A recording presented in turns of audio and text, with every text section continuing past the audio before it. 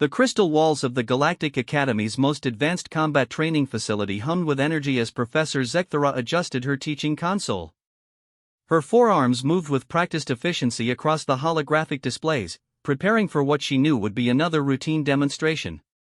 For 300 cycles, she had taught advanced predator studies to the galaxy's brightest military minds, and the lesson plan never varied.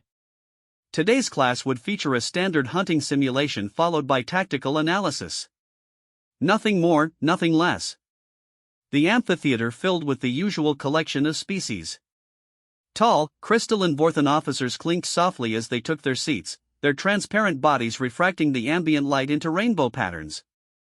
The furry Kalani cadets chattered among themselves in their musical language, while the imposing Thraxian warriors maintained their characteristic silence, their scaled hides gleaming under the artificial suns. Zekthara's compound eyes swept across the assembled students. Each represented the finest military academies from across the Galactic Federation. Each had proven themselves worthy of advanced tactical training. Each knew their place in the great hierarchy of predator species that maintained order across known space. Today we examine the hunting patterns of apex predators, Zekthara began, her translator converting her clicking speech into the common tongue. As you know, successful military strategy often mirrors the natural hunting behaviors found throughout the galaxy. She activated the central hologram, displaying a three-dimensional forest environment. Trees stretched toward an artificial sky while small prey animals grazed in clearings below.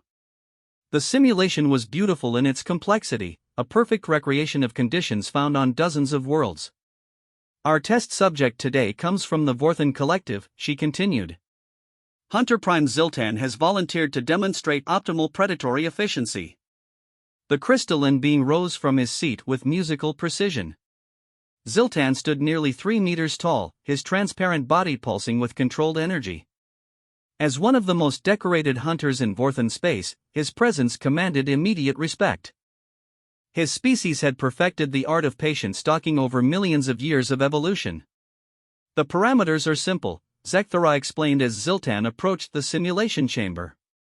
Locate and neutralize the target creature within the forest environment. Standard Academy rules apply. Minimal environmental disruption, maximum efficiency, precise execution. Ziltan entered the chamber as the walls came alive around him. The holographic forest felt real in every way that mattered. He could smell the rich earth, hear the rustle of leaves, feel the moisture in the air. Somewhere in this artificial wilderness waited his prey. The Hunter Prime began his approach with characteristic Vorthan patience. His crystalline form shifted to match the patterns of light filtering through the canopy above. To most observers, he became nearly invisible, a ghost moving through dappled shadows. His movements were calculated, purposeful, economical. Every step placed with deliberate care to avoid disturbing the environment around him. The watching cadets took careful notes. This was textbook predator behavior, the kind of systematic approach that had made the Vorthan Collective one of the most feared military forces in the galaxy. Patience, stealth, and surgical precision combined into a devastating hunting philosophy. For 23 standard minutes, Ziltan moved through the forest. His prey, a medium-sized herbivore, remained completely unaware of his presence. The creature continued its peaceful grazing, occasionally lifting its head to scan for danger, but finding nothing to alarm it. The Vorthan hunter closed the distance gradually, never rushing, never revealing himself. When he struck, it was with typical Vorthan efficiency. A focused energy beam from his arm-mounted weapon dropped the target instantly. Clean, quick, professional. The simulation ended as Ziltan stood over his fallen prey, having achieved perfect tactical success without disturbing so much as a single branch in the surrounding forest. The amphitheater erupted in polite appreciation. This was exactly what they expected to see from one of the galaxy's premier hunting species. Professor Zekthara nodded her approval as she began her analysis. Note the patience, she said, highlighting key moments from the recorded hunt. Hunter Prime Ziltan took nearly half an hour to close with his target, but that investment of time resulted in complete success. The prey never knew danger approached. Environmental impact was zero. Energy expenditure was minimal. The lecture continued as it had hundreds of times before. Zekthara pointed out the subtle techniques that made Vorthan hunters so effective. The way they used natural cover, their ability to remain motionless for extended periods, their precise application of force at the crucial moment. Standard textbook material that every military officer needed to understand. But, then, something happened that had never occurred in 300 cycles of teaching this class. A new voice spoke from the back of the amphitheater. That was very impressive, but I think I could do it faster. Every head turned toward the speaker. In the back row sat a figure that most of the students had never seen before. The newcomer appeared to be roughly humanoid in shape, but smaller than most species represented in the class. Their skin was a pale pink color, covered partially by strange fabric coverings. Dark hair grew from their head in an uncontrolled mass. Most unsettling of all, they had only 2 eyes, both facing forward in their skull. Professor Zekthara's mandibles clicked in confusion. She quickly consulted her class roster, finding the late addition that had been processed just that morning. Human. Species designation, Deathworlder. Status, exchange student from Sol 3. Cadet Marcus Chen, she read aloud. You are welcome to observe, but this is an advanced class. The demonstration we just witnessed represents the pinnacle of hunting efficiency achieved by one of the galaxy's most evolved predator species. The human stood up, and several students instinctively recoiled. There was something about his movement that set their predator recognition systems screaming. He moved with an easy confidence that suggested coiled violence, but more disturbing was the complete lack of visible weapons or natural hunting adaptations. No claws, no fangs, no armor plating, no energy projection capabilities. Just a small, soft-looking biped with those unsettling forward-facing eyes. I appreciate the demonstration, Marcus said in heavily accented common tongue. But, where I come from, half an hour is a really long time to spend hunting one animal. Especially when you're hungry. A ripple of nervous laughter passed through the assembled students. The idea that this obviously primitive creature could improve upon Vorthan hunting techniques was absurd. Hunter Prime Ziltan's crystalline body flashed with what might have been amusement or annoyance. Young human, Ziltan said, his harmonic voice carrying clear condescension, hunting is not merely about speed. It is about precision, patience, and perfect execution. These are concepts that require millions of years of evolutionary refinement to master. Marcus shrugged, a gesture that meant nothing to most of the assembled aliens but somehow conveyed complete dismissal of everything they had just witnessed. Maybe, he said. But, you mind if I give it a try? Same simulation, same target? Professor Zekthara found herself in an unprecedented situation. In all her years of teaching, no student had ever challenged a guest instructor's demonstration. The academic protocols didn't even have provisions for this sort of interruption. But, looking around the amphitheater, she could see that every student was now completely focused on the human. Whatever else happened, this would certainly be a memorable lesson. Very well, she decided. Cadet Chen, you may attempt the same simulation. However, I must warn you that failure could result in significant academic penalties. That's okay, Marcus said, walking down toward the simulation chamber. I'm used to failing at stuff. As he approached the chamber, the other students got their first good look at the human. He was even smaller than he had appeared from a distance, standing barely 2 meters tall. His body showed no obvious adaptations for hunting or combat. No natural weapons, no defensive features, no enhanced sensory organs. If anything, he looked like prey himself. But, there was something in the way he moved that continued to trigger deep-seated alarm responses in the watching predators. Each species represented in the amphitheater had evolved complex systems for recognizing threats, and every one of those systems was sending the same message about the human walking calmly toward the simulation chamber. This creature was dangerous. Marcus paused at the chamber entrance and turned back to address the class. Just so we're clear, same rules as before? Find the target, neutralize it, don't mess up the environment too much? Correct, Professor Zekthara confirmed. Standard Academy hunting protocols apply. Cool, Marcus said, and entered the chamber. The forest materialized around him exactly as it had for Ziltan. Same trees, same clearings, same target animal grazing peacefully in the distance. The human stood still for a moment, and the watching students assumed he was orienting himself to the environment as any sensible hunter would do. They were wrong. Marcus was not orienting himself to the environment. He was analyzing it with the focused intensity of a species that had climbed to the top of Earth's food chain through persistence, intelligence, and an absolute refusal to accept the limitations that stopped other predators. His brain evolved for pattern recognition and strategic thinking on a world that tried to kill everything that lived on it, cataloged every detail of the simulated forest in seconds. Wind direction. Soil composition. Available cover. Sight lines. Escape routes. Optimal approach vectors. The location of the target animal. The habits of the local wildlife. The time of day based on light angle. Moisture levels. Temperature gradients. All of this information flowed through neural pathways shaped by millions of years of surviving on the most dangerous planet in known space. And then, Marcus began to hunt. What the students witnessed next would become the subject of tactical analysis papers for decades to come. The human moved through the forest like no predator they had ever observed. He didn't attempt stealth in any recognizable form. Instead, he moved with purpose and speed, covering ground at a pace that should have alerted every creature within kilometers. But, somehow, it didn't. Marcus used the environment in ways that defied conventional hunting wisdom. He deliberately stepped on dry branches, sending sharp cracks echoing through the trees. He disturbed bushes and scattered leaves. He even began whistling, a tuneless sound that should have sent every prey animal fleeing for safety.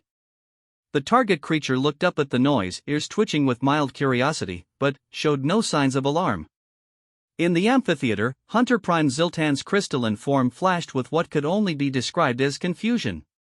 "What is it doing?" he asked Professor Zekthara. "It's violating every principle of successful stalking." But Zekthara was studying her instruments with growing amazement.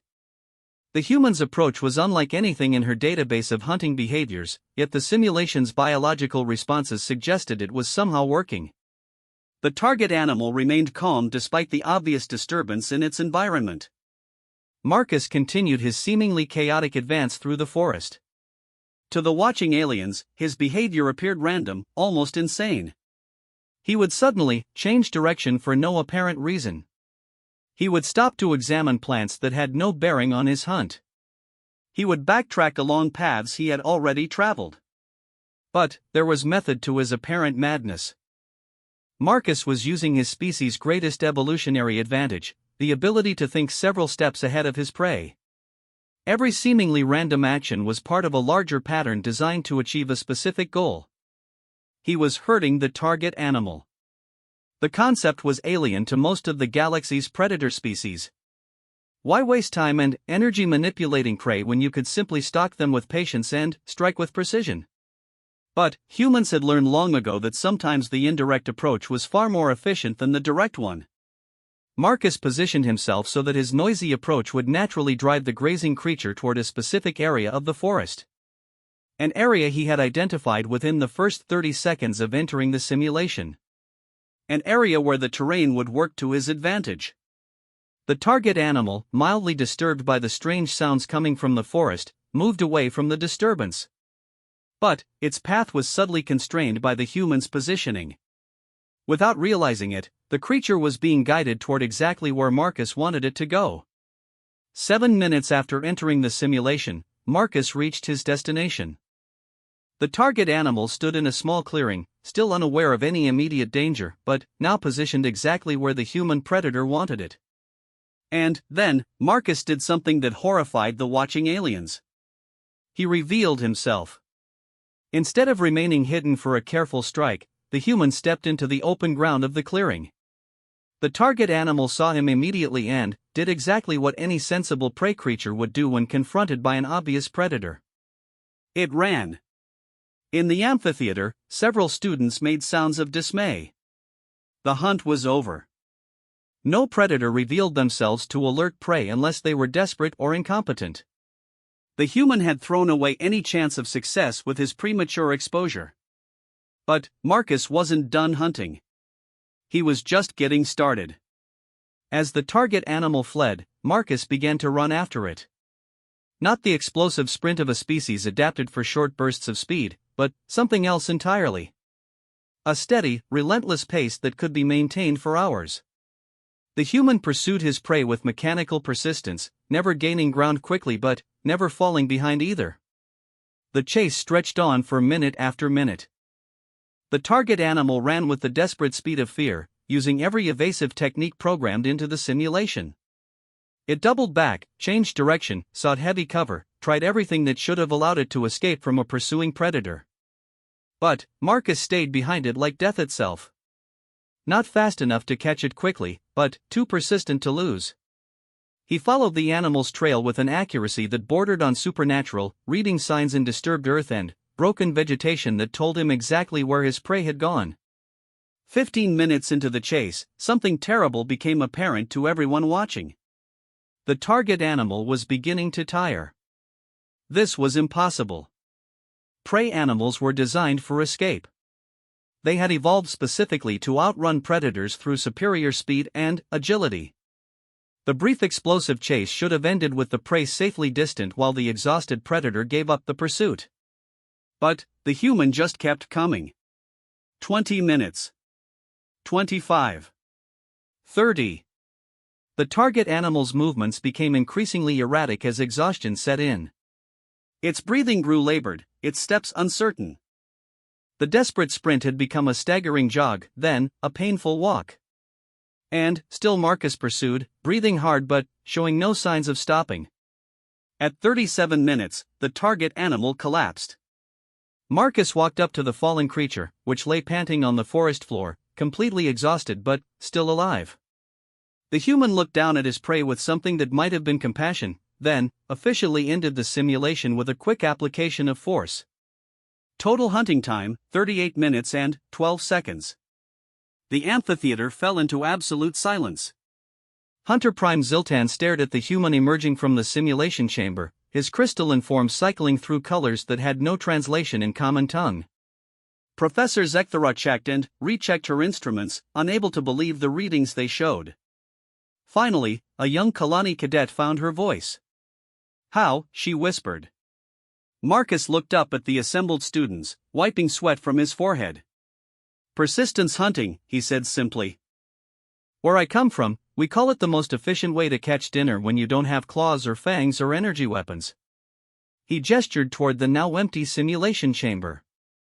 "That animal was faster than me, stronger than me, better adapted for this environment than me. But it wasn't built for long-distance running. Hardly anything is.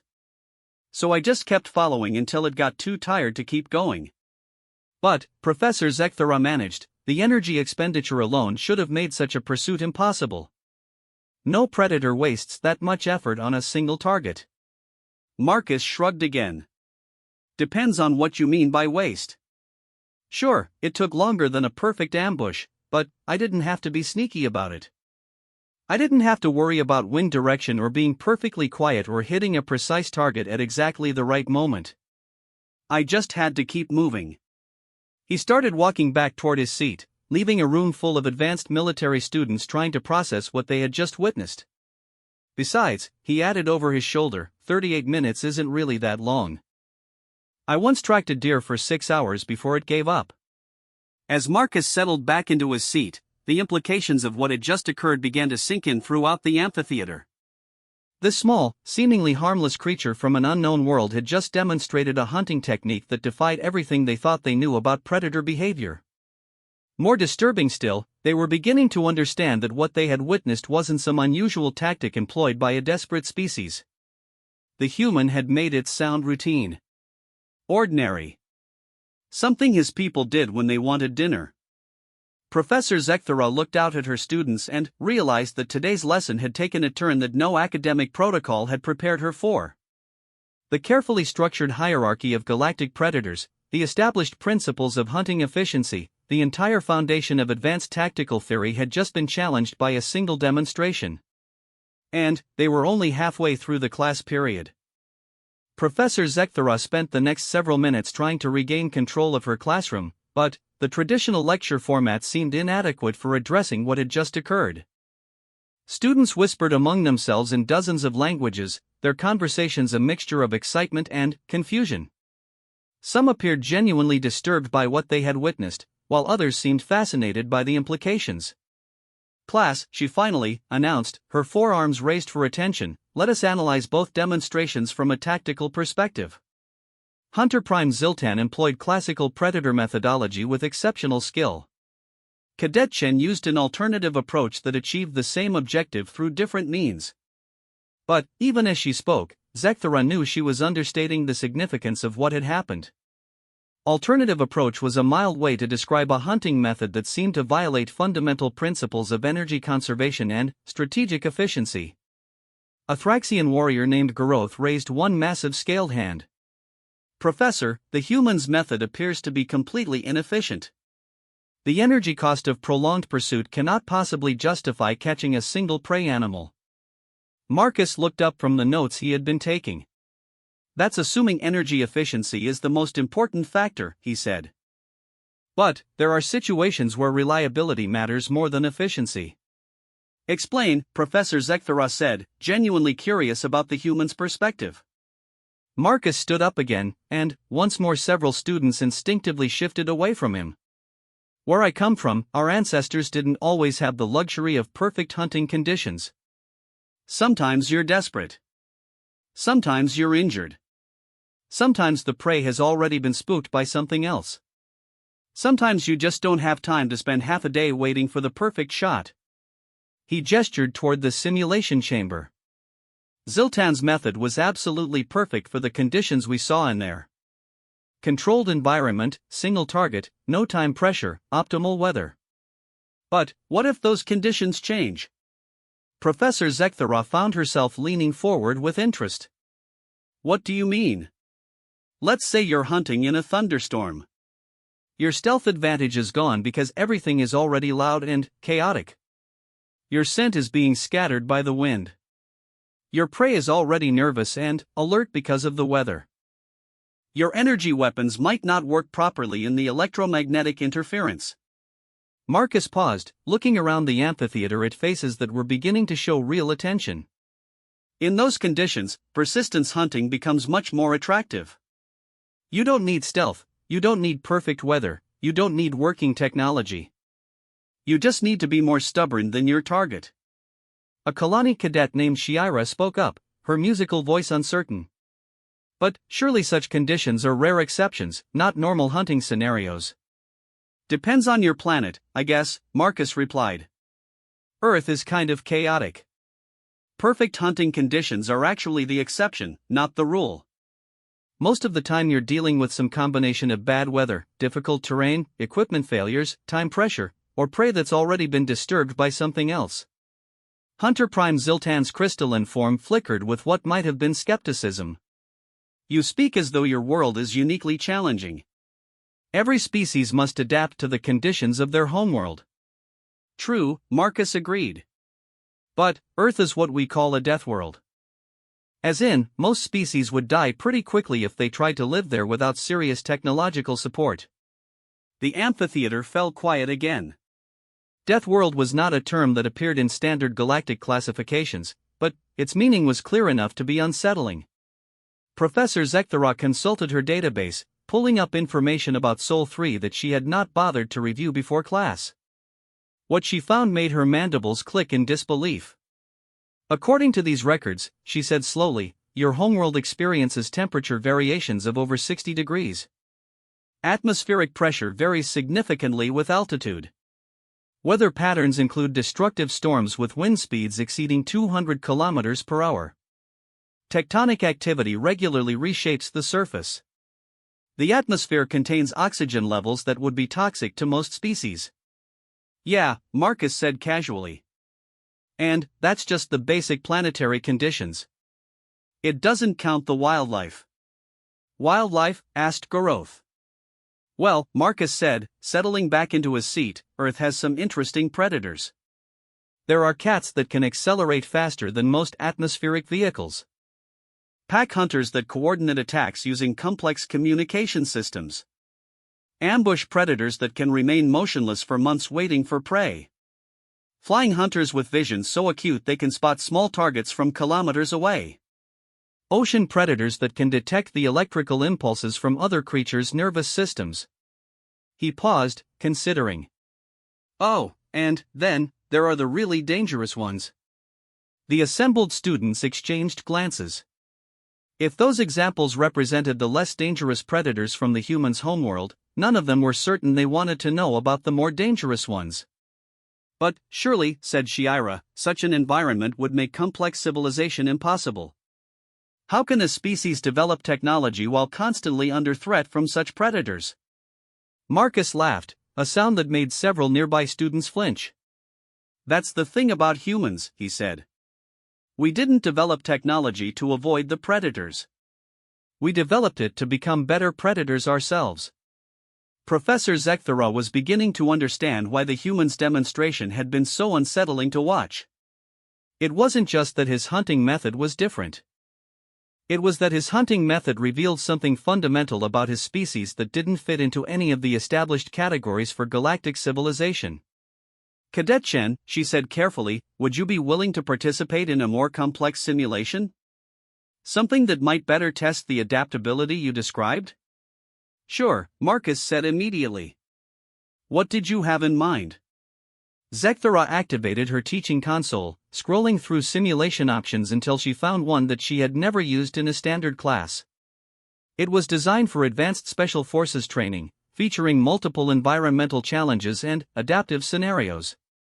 This simulation includes weather variations, equipment failures, multiple target types, and environmental hazards. It is typically reserved for graduate-level courses because of its complexity. Sounds fun, Marcus said, standing up again. But, Professor Zekthara held up one hand. Before we proceed, I think it would be educational to have a comparison. Hunter Prime Ziltan, would you be willing to attempt this simulation first? The Crystal and Vorthan considered for a moment, then nodded agreement. I am curious to see how traditional techniques perform under adverse conditions. Ziltan entered the simulation chamber as the environment loaded around him. This time, instead of a peaceful forest, he found himself in a rocky wasteland under a stormy sky. Rain fell steadily from dark clouds while lightning flickered in the distance. The terrain was broken and difficult, offering limited cover and treacherous footing. His targets were scattered across the landscape, multiple prey animals of different sizes and species, each requiring different hunting approaches. Some were fast runners adapted for open ground. Others were climbers that could navigate vertical rock faces. Several were burrowing creatures that could disappear underground at the first sign of danger. The watching students could see immediately that this environment would challenge even the most skilled hunter. The weather conditions made stealth difficult while creating constant background noise that would mask both hunter and prey movements. The varied terrain meant that no single hunting strategy would work for all targets. Ziltan began his hunt with characteristic patience, but it quickly became apparent that his usual methods were less effective under these conditions. The rain disrupted his optical camouflage, making perfect concealment impossible. The rocky ground made silent movement extremely difficult. The lightning created unpredictable illumination that could expose him at crucial moments. Despite these challenges, the Vorthan hunter demonstrated impressive adaptability. He modified his approach for each target, using the terrain creatively and adjusting his techniques to account for the adverse conditions. His first kill took 47 minutes of careful stalking. His second required over an hour as he waited for optimal weather conditions. By the time he had neutralized 4 of the 7 targets, Ziltan had been in the simulation for nearly 3 hours. The remaining targets had been alerted by the environmental disturbances caused by his earlier hunts, making them significantly more difficult to approach. Enough, Professor Zekthara said, ending the simulation. An excellent demonstration of adaptability under adverse conditions. Ziltan emerged from the chamber with his crystalline form dim with exhaustion. The simulation had pushed him to his limits, requiring constant adjustment of tactics and techniques. Despite his skills, the challenging environment had made traditional hunting methods extremely demanding. Now, Zekthara said, Cadet Chen, if you would like to attempt the same simulation. Marcus entered the chamber as the stormy wasteland materialized around him. He stood still for a moment, taking in the environment, then began moving with the same purposeful stride he had demonstrated in the previous simulation. But, this time, the watching students could see more clearly what made his approach so different. Where Ziltan had fought against the adverse conditions, trying to work around them or wait for them to improve, Marcus seemed to embrace them as part of his hunting strategy. The rain that had disrupted Vorthan optical camouflage became Marcus's ally, masking his scent and muffling sounds that might otherwise alert prey. The lightning that had threatened to expose the crystalline hunter provided Marcus with brief moments of enhanced visibility to spot distant targets. Most remarkably, Marcus used the environmental chaos to his advantage in ways that seemed almost supernatural to the watching aliens. He deliberately moved during thunderclaps, using the noise to mask his approach. He timed his advances to coincide with lightning strikes that would temporarily blind and disorient prey animals. He even used the terrain features that made the environment so treacherous, employing loose rocks and unstable surfaces to create noise that would drive targets toward areas where he wanted them. But it was his approach to multiple targets that truly demonstrated the alien nature of human hunting methods. Instead of focusing on one prey animal at a time as Ziltan had done, Marcus began herding several targets simultaneously, using the terrain and weather to manipulate their movements in complex patterns. The students watched in fascination and growing alarm as the human orchestrated an elaborate dance of predator and prey across the rocky landscape. He would drive one target toward a particular area, then circle around to pressure a different animal, then return to the first to maintain the desired movement pattern. The prey animals, each responding to immediate threats and environmental pressures, had no way of recognizing that their movements were being coordinated by an intelligence that was thinking several steps ahead. Within 45 minutes, Marcus had maneuvered 5 of the 7 targets into a natural depression in the rocky terrain. The remaining 2 animals found themselves cut off from escape routes by the human's positioning and the environmental barriers he had used to channel their movement. And then, for the second time that day, Marcus did something that horrified the watching predators. He revealed himself to all his targets simultaneously. The prey animals saw him and immediately began to flee, but their escape routes had been carefully constrained by the humans' earlier maneuvering. They found themselves running exactly where Marcus wanted them to go, toward natural choke points and barriers that would limit their options. What followed was not a single chase but a complex pursuit involving multiple targets that Marcus hunted as a group. He used the fact that different species had different endurance capabilities, systematically exhausting the weakest runners first while herding the stronger ones into increasingly poor positions. The first animal collapsed after 23 minutes of pursuit. Marcus ignored it and continued after the others, knowing it would remain where it fell. The second gave up after 31 minutes. The third lasted 37 minutes before exhaustion forced it to stop. By the time an hour had passed, 6 of the 7 targets were neutralized. The final animal, a fast climber that had taken refuge on a steep rock face, found itself trapped when Marcus simply positioned himself at the bottom and waited. The creature could climb higher, but it couldn't stay there forever. Eventually, hunger and thirst would force it to descend. Marcus waited. And waited. And waited. After 2 hours and 17 minutes, the final target attempted to descend to find food and water.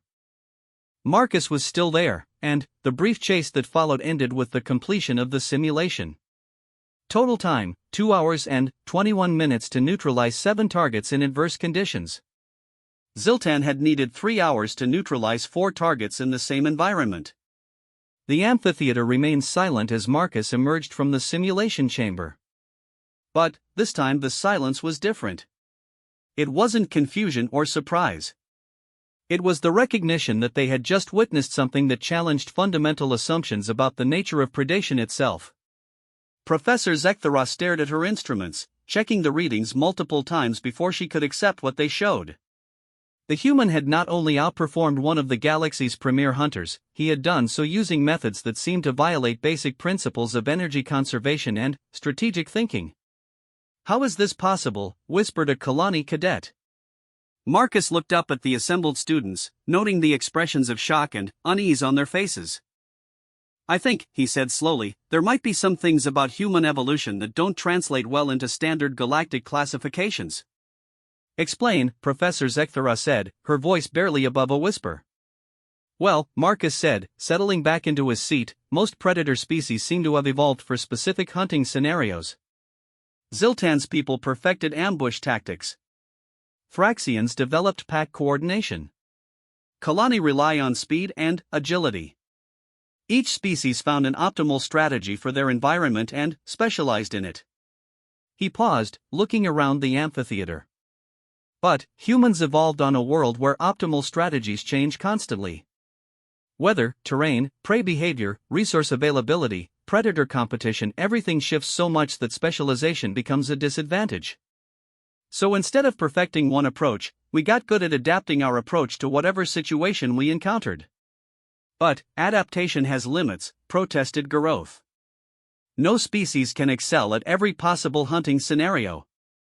"You're right," Marcus agreed. "Humans aren't the best at any single hunting technique. Ziltan is much better at stealth than I am. Thraxians are much better at pack coordination. Kalani are much faster and more agile." He stood up again, and this time none of the students moved away. They were too focused on his words to react to their instinctive fear responses. "But here's the thing about humans," Marcus continued. "We don't need to be the best at any particular technique. We just need to be good enough at whatever technique the situation requires. And we need to be more persistent than anything else that's trying to survive in the same environment." "Persistence," Professor Zekthara repeated, as if testing the word. "It's our primary adaptation," Marcus said. "Not claws, not fangs, not speed, not stealth. Just the ability to keep trying when other species would give up. To keep learning when other species would accept failure. To keep pursuing when other species would conserve energy." He gestured toward the simulation chamber. "What you saw in there wasn't advanced hunting technique. It was just a human being stubborn about catching dinner. And, on a world where everything is trying to kill you, stubbornness turns out to be a pretty useful survival trait." The implications of what Marcus was describing began to sink in among the assembled students. If his account was accurate, humans represented a completely different approach to evolutionary success. Not specialists who had perfected optimal techniques, but generalists who had evolved to adapt to any situation through sheer determination. And if humans could hunt this way, what did that suggest about their approach to other challenges? Warfare, for instance. Or colonization. Or technological development. Professor Zekthara looked out at her class and realized that today's lesson had evolved far beyond anything she had planned to teach. The carefully structured hierarchy of galactic predator species, the established principles of hunting efficiency, the entire foundation of advanced tactical theory, all of it was being rewritten by the presence of a single human exchange student. But, perhaps most unsettling of all was the growing realization that what they had witnessed today was just the beginning. Marcus had mentioned that persistence hunting was something his people did when they wanted dinner. If this was their casual approach to obtaining food, what were their serious survival techniques like? That question would have to wait for another day. The class period was nearly over, and Professor Zekthara still had to process what had happened before she could even begin to consider its broader implications. "Class dismissed," she announced, though most of the students seemed reluctant to leave. "We will continue this discussion in our next session." As the amphitheater slowly emptied, Professor Zekthara remained at her teaching console, staring at the simulation data from both demonstrations. Somewhere in these numbers lay the key to understanding what made humans so different from every other species in the galaxy. She had a feeling that understanding would prove to be very important indeed. Word of what had happened in Professor Zekthara's Advanced Predator Studies class spread through the Galactic Academy faster than a plasma fire in an oxygen-rich environment. Within hours, faculty members from departments across the institution were requesting access to the simulation recordings.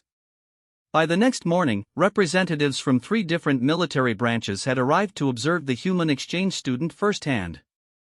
Marcus Chen found himself the center of attention in a way that made him distinctly uncomfortable. Everywhere he went on campus, conversation stopped as students and faculty members stared at him with mixtures of curiosity, fear, and fascination. He had experienced culture shock before during his exchange program, but this was different. This felt less like curiosity about an alien species and more like the attention a dangerous predator might receive at a wildlife preserve. Professor Zekthara had spent the previous evening reviewing every piece of available data about human evolution and behavior. What she found in the galactic databases was sparse and contradictory. Earth was classified as a Class 12 hazard world, uninhabitable by most galactic species without extensive environmental protection. Humans were listed as a recently contacted species with limited technological development and no significant military capabilities. But the simulation recordings suggested that these classifications were dangerously incomplete. The next class session drew an audience unlike anything the Academy had seen in recent memory. The Advanced Predator Studies amphitheater was filled to capacity with students, faculty, and military observers. Additional personnel monitored the proceedings remotely through secure channels. What had begun as a routine academic exercise had become something approaching a galactic security briefing. Professor Zekthara approached her teaching console with considerably less confidence than she had felt 2 days earlier. The carefully structured lesson plan she had developed over 3 centuries of teaching suddenly seemed inadequate for addressing the questions that Marcus's demonstrations had raised. Today, she announced to the assembled crowd, we will be examining unconventional tactical approaches to complex scenarios. Marcus raised his hand from his seat in the back of the amphitheater. Professor, if you don't mind me asking, what exactly are we trying to figure out here? Because I'm getting the impression that yesterday's demonstration raised some concerns. A ripple of nervous laughter passed through the audience. The human's casual directness was refreshing in a way that made his presence even more unsettling. Most species approached potentially controversial topics with elaborate diplomatic protocols. Marcus simply asked direct questions and waited for direct answers. The concerns, said a new voice from the front of the amphitheater, relate to the tactical implications of your species' hunting methodologies. The speaker was General Kafar, a massive Phraxian whose ceremonial armor gleamed with service decorations from conflicts across the galaxy. His presence at an academic lecture was unprecedented and suggested that the military applications of human hunting techniques were being taken very seriously indeed. Marcus looked down at the imposing figure and shrugged. I'm not sure I understand what you mean by tactical implications. We were just hunting simulated animals. Were you? General Kafar asked. Because from a military perspective, what you demonstrated yesterday looks remarkably similar to advanced asymmetric warfare techniques. The amphitheater fell completely silent. Asymmetric warfare was a polite term for the kind of tactics used by insurgent forces against technologically superior opponents. It was not the kind of subject normally discussed in academic settings. Marcus frowned. I think there might be some confusion here. Persistence hunting is just how humans catch food when we don't have better tools available. It's not a military strategy. Perhaps not intentionally, said Professor Zekthara, but consider the principles involved. You demonstrated the ability to operate effectively in adverse conditions while conventional approaches failed. You showed superior adaptability to changing circumstances. You employed misdirection and environmental manipulation to achieve objectives that direct confrontation could not accomplish. She activated her teaching console, displaying analysis charts from the previous day's simulations. Most significantly, you achieved superior results through persistence and resource management rather than technological or physical advantages. These are exactly the techniques that insurgent forces use against superior military power. Marcus stared at the charts for a long moment, then looked around the amphitheater at faces that were watching him with new levels of intensity. You're worried that humans are naturally good at guerrilla warfare, he said finally. The concern, General Kafar said carefully, is that your species may represent a significant unknown variable in galactic security calculations. Marcus stood up, and, once again the assembled crowd instinctively recoiled from his movement. But, this time he seemed to notice their reaction, and something shifted in his expression. "Oh," he said quietly. "You're not just curious about human hunting methods. You're trying to figure out whether humans are dangerous." The silence that followed was deafening. "With respect," Marcus continued, his voice carrying a new edge that made several nearby students lean away from him, "I think you might be asking the wrong question." "What do you mean?" Professor Zekthara asked. Marcus walked down toward the front of the amphitheater, his movement casual but purposeful in a way that triggered every predator recognition system in the room. "You're asking whether humans are dangerous. But, the real question is, dangerous to whom?" General Kothvar's massive form shifted slightly, a movement that brought his weapon systems closer to activation readiness. "Explain." "Humans," Marcus said, stopping in front of the general's position, "are definitely dangerous. We evolved on a world that tried to kill everything that lived on it, and we survived by becoming very good at killing everything that tried to kill us. So yes, we're dangerous." He paused, looking around the amphitheater at faces that were now showing open alarm. "But, here's the thing about humans that I don't think you understand yet. We're not dangerous to species that don't threaten us. We're pack hunters, remember? We evolved to work together with our own kind and to form alliances with species that could be useful partners." Marcus gestured toward the simulation chamber. "Everything you saw in those demonstrations was designed to catch food, not to fight wars. Humans don't hunt other intelligent species. We hunt animals that we want to eat." "And if you did want to fight wars?" General Kothvar asked. The question hung in the air like an unexploded munition. Marcus considered it carefully, his expression thoughtful rather than hostile. "I think," he said finally, "that would depend on what kind of war we were fighting." "Elaborate," Professor Zekthara said.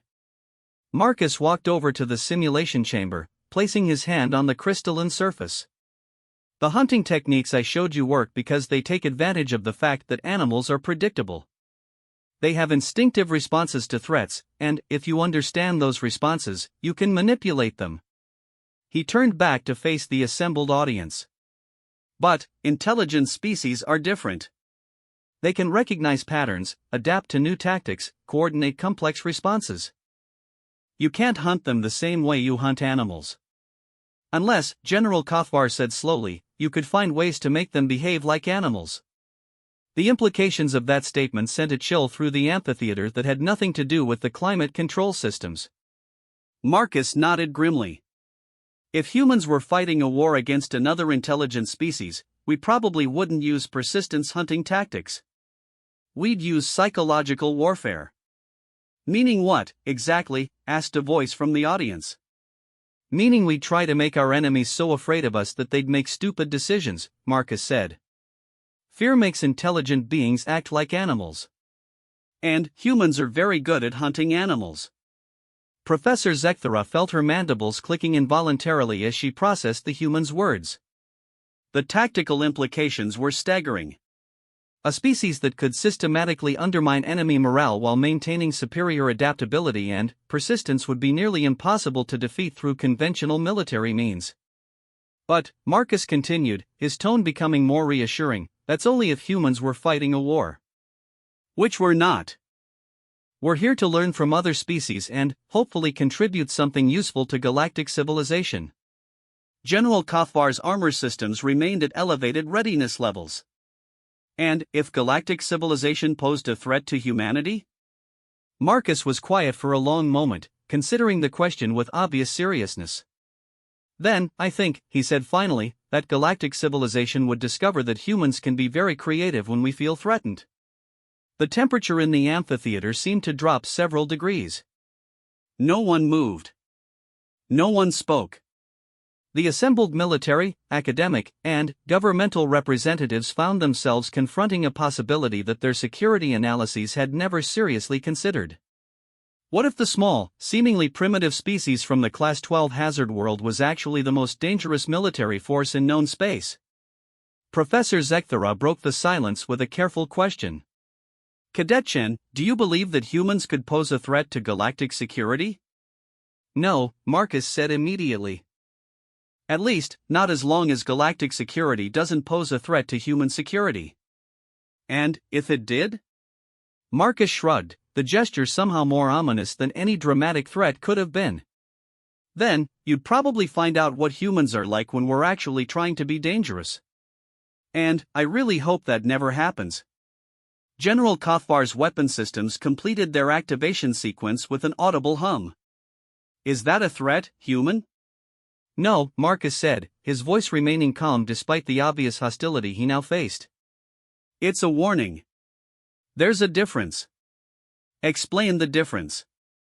Marcus looked around the amphitheater at the assembled representatives of galactic civilization, noting the fear and suspicion on their faces. When he spoke again, his words carried the weight of absolute certainty. A threat is something you make when you want to intimidate someone into doing what you want. A warning is something you give when you want to prevent something terrible from happening. He gestured toward the simulation chamber one final time. Everything I showed you in those demonstrations represents what humans do when we want dinner. It's casual, routine, ordinary. We don't think of it as impressive or dangerous because for us, it's just Tuesday. The silence that followed was profound. If humans ever had to fight for our survival against an enemy that threatened our species' existence, Marcus continued, you wouldn't see persistence hunting or environmental manipulation or any of the techniques I demonstrated here. What would we see? Professor Zekthara asked, though she wasn't certain she wanted to know the answer. Marcus smiled, an expression that should have been reassuring but, somehow wasn't. You'd see what 6 billion apex predators look like when they stop pretending to be civilized. The implications of that statement rippled through the amphitheater like a shockwave. 6 billion. The number was staggering when applied to any species, but, when applied to a species that had just demonstrated superior hunting capabilities against the galaxy's premier predators, it became truly terrifying. General Kothvar's massive frame seemed to settle slightly as the full weight of the human's words sank in. 6 billion, he repeated quietly. Give or take, Marcus said. And, that's just the ones living on Earth.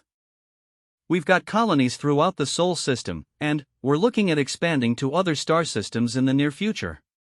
Professor Zekthara consulted her database frantically, pulling up population figures for major galactic civilizations. The largest military force in known space belonged to the Thraxian Empire, which could field perhaps 50 million warriors across all their worlds. The entire Vorthan collective numbered fewer than 2 billion individuals. How many humans, she asked slowly, have received military training? Marcus thought for a moment. Depends on what you mean by military training. If you're talking about formal service in organized armed forces, maybe 50 or 60 million currently active, with several hundred million in reserves. Relief was visible on several faces throughout the amphitheater. Those numbers, while substantial, were within the range of what galactic civilizations could potentially handle.